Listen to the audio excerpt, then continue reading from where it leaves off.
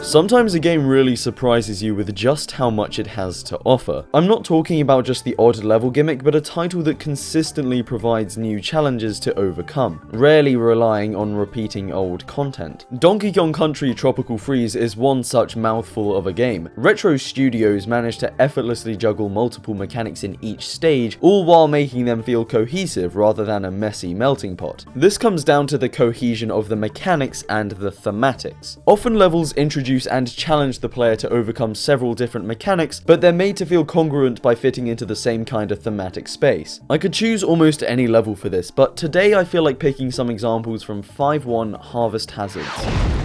Less than 10 seconds into the level and the game's already introducing multiple mechanics to us. There's horizontal moving platforms, seesaw ledges that alternate up and down, and falling projectiles, all mainstays of the level to come. The moving platforms act like an airport walkway, taking the lazy along at a casual pace, just so inexperienced players can get a feel for the platforms and see what's ahead without having to enact the challenge of jumping from one to another just yet. However, the moving owl incentivizes players to try skipping around on these things before you have to get off this ride for good. These spiky balls fall right down the center of the seesaw, allowing a safe space away from the moving platforms for new players to see how they work. Moving on, Retro promptly slap another mechanic in our faces with these cheeky claws swinging down to carry up some fruit. These offer a revision to that earlier challenge. Not only do you have to look out for vertically moving hazards, but they move up as well as down, with only a short window in between. Only the dentures hurt you though, so if you're in a hurry you don't have to wait behind them, you can jump through the rope, but that always carries the risk of them hitting you on the way back. What's pretty nice as well is how the game stalls you with a new enemy type to deal with beforehand, giving you time to notice that the first one of these you'll see is carrying the fruit. You already make the connection that these guys aren't on your side before you see those gnashing jaws. After a seesaw throwback with another owl, you get a rest platform preceding another new mechanic. This time it's a trampoline of sorts. It lacks the spikes to indicate that it won't harm you directly, but these things can still mess you up if you're not careful and lack the necessary height on your jumps. Just past that you find another variation of the claw, followed by an echo of the opening platforming challenge. Both of these have tweaks to the formula. The telegraphing on these chops is less obvious as they're hidden by wooden tubes, only popping out right before they get you, but at the same time you don't have to keep watch of their horizontal movements. Now for the second throwback there's less headroom, but the projectiles are different, shat out by these slobs, so they move slower and have less predictable falling locations. Also worth noting is how this time the platforms move in the opposite direction. While before, inexperienced players could just coast along for the most part, now you've got to be active and constantly move against the current, all while keeping an eye on falling projectiles. Already we can see tweaks being made to pre-existing mechanics, but these don't always follow a linear difficulty progression. They don't just reduce the headroom or make the claws harder to see, slight compromises are made in a way that keeps things different enough to make them interesting. Right after there's a pace breaker with this chump, reminding you of the bouncy fruit and letting you practice with them before you have to deal with trampolining on moving platforms. Again, another alteration on the stationary ones of before. Here you get a similar setup to the start of the level, where those with the skills can just bound on through,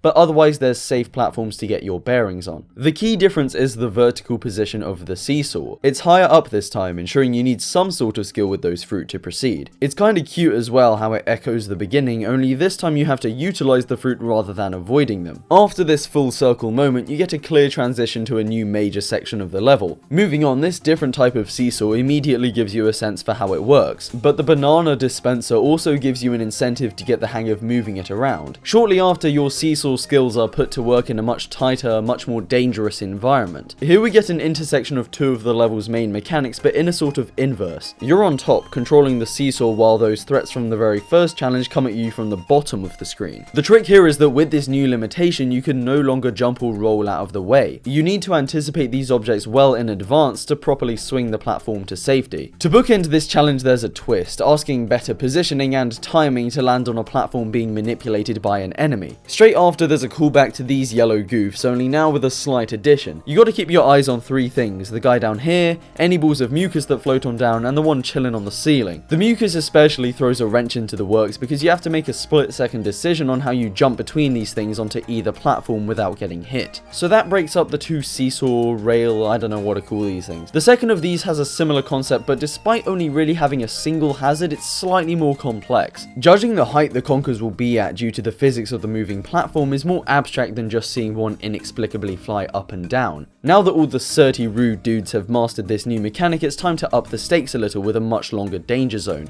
on top of the temptation of the Kong letter, before having another firm divide in the level with a barrel sequence. Throw in another fun distraction before the first challenge of this segment and you're all set. Now we haven't seen those hungry hippos in a while, so we're introduced to them pretty softly. You only get 3 of them and they're all stationary like before. This is just the calm before the storm though, kids, as soon enough Retro throw in the same mechanic but on a much larger scale. It's made a lot more intimidating by the fact that the preceding platform doesn't have a safe space on the edge for you to jump from. Players have to keep their eyes on both Biggie and Smalls before their leap of faith. The tension of waiting in a dangerous place often has me making some stupid decision here. Hop on over to the next platform, and Retro have taken the whole seesaw aspect of the level even further with these rotating platforms. It's pretty easy to jump on, you don't even need a run up, and there's plenty of time to see the danger in staying on this doomed plank of wood. However, it's still more than the seesaws of the beginning. There's a definitive time limit to this, you can't just use it as a safe space, so there's a small amount of added urgency. Once more, Retro provide a healthy little rest platform before a slight alteration. Without this, it would be far too tempting for first time players to jump straight across before realizing what the twist here is. Having the nearer platform be the one to buckle is such a simple change but works wonders. Suddenly there's much tighter timing to that first jump because it's most viable to get on it while it's moving in from a far away position. Finally, we see another set of moving claws like near the start, only they're going in the same direction as Donkey Kong. Unlike the platforms, these things aren't friendly, you don't want them following you around. Complicating this even further is the penguin prick shooting fish at a snail's pace. This means you're more likely to be stuck in one place for a few more seconds and can't just outrun those mechanical teeth. Then there's an echo of the start, with platforms again heading the other way and 2 sets of falling projectiles, meaning you've got to stay back a little so as not to get hit by this health and safety disaster, but also not so far back those conkers will knock you. And that's basically it. There's one more circular platform with an enemy to avoid. This time you gotta pay attention to your own verticality, but it's just a simple little obstacle to ease things back before rounding out the level with a more familiar thematic element. A lot of it is keeping note of the little things, small adjustments to previous mechanics like direction of hazards, height of safe space, and giving first time players fair anticipation of oncoming threats. The beautiful thing about that last one is it's basically optional. Tro Pickle Cheese has a great sense of momentum. Bounding off enemies conserves it, as does Cranky Kong's cane, so experienced players aren't stopped in their tracks by any mandatory walls. They can pogo stick their way to the finish line if they so please. The enemies are only there as an incentive to slow down. So much of this level can be sped through with the right amount of timing and skill. These platforms at the start can be wholly avoided, you don't have to stop in your tracks to avoid diving claws, gaps of 2 safety platforms can often be shortcutted if you're rapid, and so on and so on. Retro managed to pack so much good design into such a short level, and it pays off immensely. There's a lot of similar stuff, yeah, managing moving platforms, watching for death from above, seesaws, but until sitting down to write this video I honestly didn't notice how different a lot of these mechanics were. This is because Retro do a phenomenal job of tying everything up in a neat thematic bow. Assets are crafted solely for this theme and the effort really pays off. What could have just been a series of abstract blocks instead feels like a congruent environment you can hop your weighty gorilla ass through. On top of this, the aesthetic serves a subconscious purpose for dividing these mechanics up. Pay attention to how the level's color shifts between largely green backdrops to yellow and blue, helping players to mentally separate drastically different challenges while forming a sense of visual progression that keeps environmental consistency. The consistency even extends beyond the level itself. This whole world has you following the production line of picking these fruit to making them into juice and jelly and casing them in ice, all for the boss to eat. It's just great. Worlds have this uniformity that gives as much believability as you can to a universe with tie-wearing monkeys, while also allowing Retro to stretch their creative legs. An overarching theme never restricts their push for different mechanics in each level. The level design is also made exponentially better by the rhyming or alliteration of the titles. Busted Bayou, Alpine Incline, Grassland Groove. That last one is so cute, by the way, just so damn cute. Harvest Hazards isn't the best level in the game, it's not even my personal favorite. The title's just filled with this kind of amazing design from start to finish. Hell, even secret levels have their own completely unique assets and mechanics not found in the rest of the game. No expense is spared. In an age of nostalgia grabbing and paint by numbers design, it's so refreshing to play a game bursting at the seams with creativity. Tropical Freeze is criminally overlooked, but it warrants so much praise. A lot of people may have been disappointed with the announcement that Retro Studios were doing another rinky-dink monkey jumping kids game. If anything though, this just showed off the talent and versatility of the team, crafting something so memorable and surprising surprising in a really oversaturated genre. Their work on Tropical Freeze demonstrates the elegance required to pack a stage full of different mechanics, adjusting and combining all while running a common thread that binds them together.